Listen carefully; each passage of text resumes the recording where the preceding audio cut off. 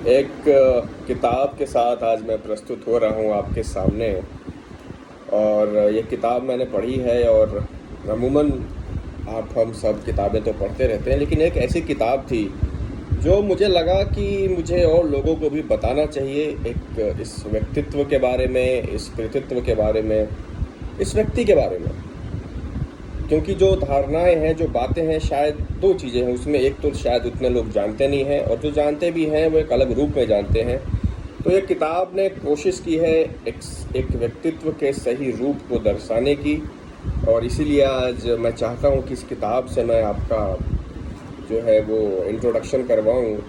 तो ये किताब है, अगर आप इसको देख पा रहे हैं, Chandrashekhar the last icon of ideological politics. तो नाम से आप समझ सकते हैं ये चंद्रशेखर के ऊपर लिखी हुई किताब है। इस किताब को हरिवंश जी ने लिखा है। जो लोग राजनीति को जानते हैं, समझते हैं, वो हरिवंश को भी जानते होंगे। आज की राज्यसभा में वो डेप्यूटी चेयरपर्सन है। और चंद्रशेखर में आप सब लोगों की अलग अलग धारणाएं हो सकती हैं, लेकिन यहाँ एक अलग रूप में उनको प्रस्तुत किया गया है। और ये बहुत ज़रूरी है। जो लोग भी भारतीय राजनीति के संजीदे और सच्चे रूप को समझना चाहते हैं, जो कि व्हाट्सएप और फेसबुक यूनिवर्सिटी से परे की जो ज्ञान है या जो सूचना है, अगर आप उसमें आपकी अगर दिलचस्पी है, आप उसमें अगर रुचि रखते हैं, तो ज़रूरी है कि आप उस तरीके के संजीदा और अच्छी किताबें पढ़ें। तो चंद्रशेखर एक वैसे व्यक्तित्व है जो कि भारतीय राजनीति में जिनको जानना बहुत ज़रूरी है। आम लोगों में कम जाने गए, पहली बात तो ये। और दूसरी बात, जाने भी गए तो अलग रूप से जाने गए, जिस रूप में जिस तरीके का उनको क्रेडिट मिलना चाहिए। आजकल एक बात आप सब लोगों ने सुनी होगी कि मनमोहन सिंह का जिक्र आता है और कहा जाता है कि जब मनमोहन सिंह की 10 साल सरकार रही तो उनके ऊपर जितने कटाक्ष हुए, जिस तरीके की उन पे प्रहार हुए, बाहर से तो हुए ही, बाकी जो विपक्षी पार्टियों ने तो किया ही, कांग्रेस के अंदर से भी हुआ। तो ऐसा कहा जाने लगा कि जब हिस्ट्री जो है, इतिहास जो है, that will be kind to Manmohan Singh. इतिहास थोड़ा उनके ऊपर जो है वो सही जस्टिस करेगा। उस बात को सुनने के बाद फिर मुझे अनायास चंद्रशेखर याद आते हैं, क्योंकि शायद चंद्रशेखर के साथ इतिहास के लिए और भी ज़्यादा ज़रूरी है कि उनके साथ काइंड रहे, वो सही जस्टिस हो। तो उसी श्रृंखला की एक किताब है। और शायद अपनी राजनीति के जो 20 साल, अंतिम 20 साल हैं, चंद्रशेखर ने 20 या 30 साल मैं कह लूँ, कांग्रेस पार्टी से उन्होंने अलग राजनीति की। बावजूद इसके उनके जो संबंध रहे कांग्रेस के नेताओं के साथ, उनके मन में जो इज्जत और मर्यादा रही, प्रतिष्ठा रही इंदिरा गांधी को लेकर के, वो कभी भी कम नहीं हुई। ये बात आज के दिन में बहुत सारे कांग्रेसी इस बात को समझने को तैयार नहीं है, समझते नहीं है। जो लोग एक ही सुर में वो वीपी सिंह और चंद्रशेखर को नाप देते हैं, जबकि सच्चाई वैसी नहीं है। अब दूसरी बात की, किताब हरिवंश ने लिखी है क्योंकि वो उनके बड़ी ही करीबी रहे हैं, कुछ तथ्यों के बारे में वो जानते रहे। लेकिन ये किताब जयराम रमेश के कहने पे लिखी गई है। जयराम रमेश एक विशुद्ध कांग्रेसी नेता हैं। बावजूद उन्होंने कहा कि आप चंद्रशेखर के ऊपर किताब लिखिए, लोग चंद्रशेखर को जानने चाहिए। और जयराम रमेश ने और भी कई वैसे प्रयोग किए हैं। उन्होंने उस तरीके के प्रयोगात्मक किताबें लिखी हैं। एक किताब उन्होंने लिखी है जिसमें उन्होंने इंदिरा गांधी के प्रकृति प्रेम को दर्शाया है। दूसरी किताब, जो कि हाल ही में मुझे लगता है कुछ दिन पहले आई है, उस किताब में उन्होंने इंदिरा गांधी और पीएन हस्कर के रिश्तों को बताया है, क्योंकि वो काफ़ी लंबे समय तक जुड़े रहे पीएन हस्कर साहब इंदिरा गांधी से। तो उनके ऊपर उन्होंने एक किताब लिखी है। और चंद्रशेखर के ऊपर उन्होंने किताब लिखने की प्रेरणा दी है जयराम रमेश साहब ने हरिवंश जी को।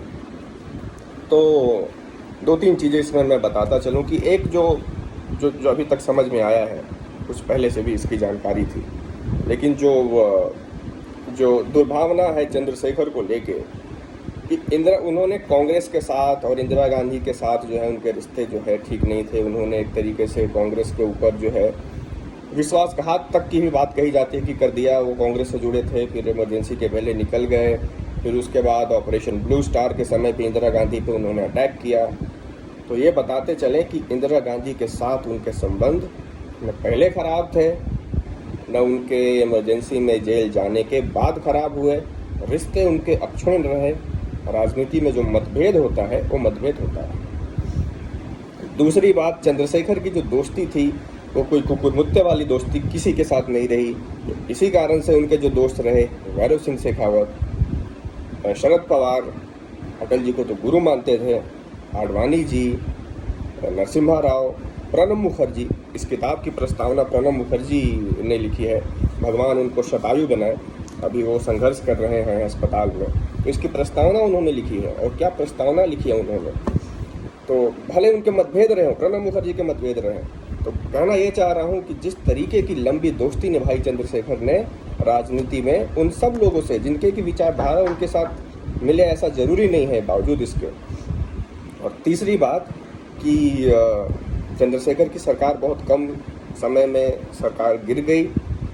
और उसके ऊपर भी एक थ्योरी है, जो लोगों को इसमें रुचि है वो जानते होंगे, कि राजीव गांधी जो है उस समय अपोजिशन में थे, अपोजिशन में नहीं थे, वो सरकार का समर्थन कर रहे थे, लेकिन जो है वो 10 जनपथ में शिफ्ट किए थे। और ऐसा आरोप लगा चंद्रशेखर की सरकार थी कि ये सरकार जो है वो राजीव गांधी के ऊपर स्पाई कर रही है, उनके ऊपर जासूसी कर रही है। उनके घर के आसपास हरियाणा के 2 कांस्टेबल मिले और इसी का बहाना करके सरकार को गिराने की भूमिका जो है राजीव गांधी ने शुरू कर दी थी।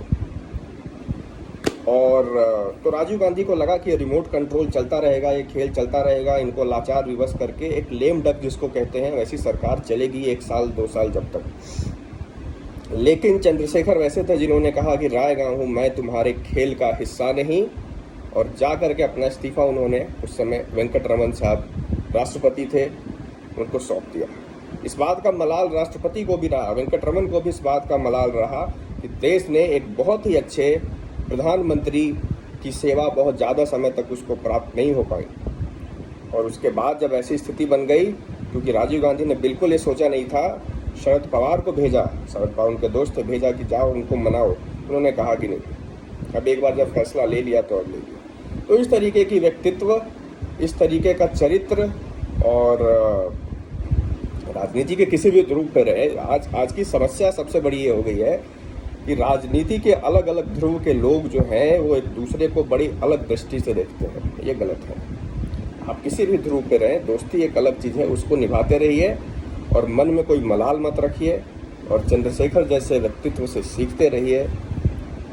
2 बातें और यहाँ पे, एक कि चंद्रशेखर जो है वो धरातल के नेता थे, उनके अंदर विनम्रता थी, और दूसरी बात ये कि उनके अंदर किसी तरीके का डर नहीं था।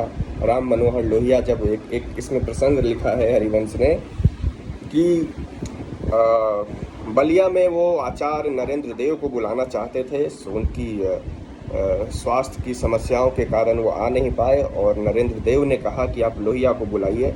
1952 की बात है।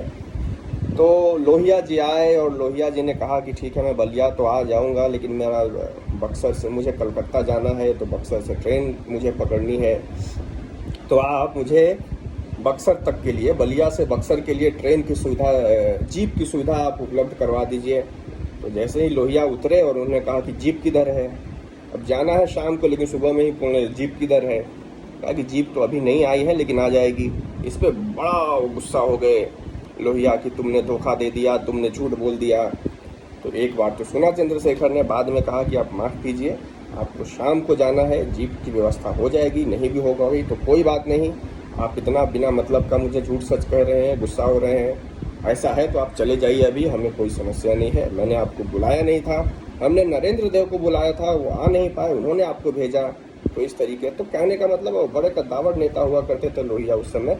1952 में चंद्रशेखर की कोई बिसात नहीं थी, लेकिन फिर भी कोई डर नहीं, निर्भीक निर्भय नेता। तो बहुत कुछ सीखने को है, सीखिए।